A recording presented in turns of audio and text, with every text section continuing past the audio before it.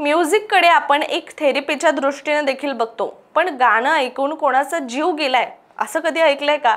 तर 1933 मध्ये एक असं गाणं रिलीज झालं होतं जे ऐकून लोकांना आत्महत्या करावीशी वाटत होती।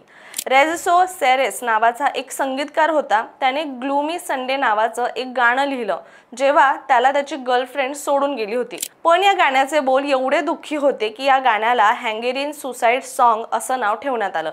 सुरुवातीला अनेकांनी ग्लूमी संडे रेकॉर्ड करण्यास नकार दिला, पण नंतर 1935 मध्ये हे गाणं रेकॉर्ड केलं आणि हे गाणं रिलीज होताच हंगेरीमध्ये आत्महत्या करणाऱ्यांची संख्या अचानक वाढू लागली, जी जवळपास 100च्या घरामध्ये पोहोचली। आणि नंतर परिस्थिती इतकी बिकट झाली की 1941 मध्ये सरकारला या गाण्यावर बंदी घालावी लागली। त्यानंतर सुमारे 62 वर्षांनंतर म्हणजे 2003 मध्ये या गाण्यावरील बंदी उठवण्यात आली। हे सगळं असतानाही हे गाणं 28 भाषांमध्ये 100हून जास्त गायकांनी गायलं होतं। यामध्ये सर्वात प्रसिद्ध झालेलं व्हर्जन बिली हॉलिडेनं इंग्रजीत गायलेलं, जे नंतर बॅन करण्यात आलं।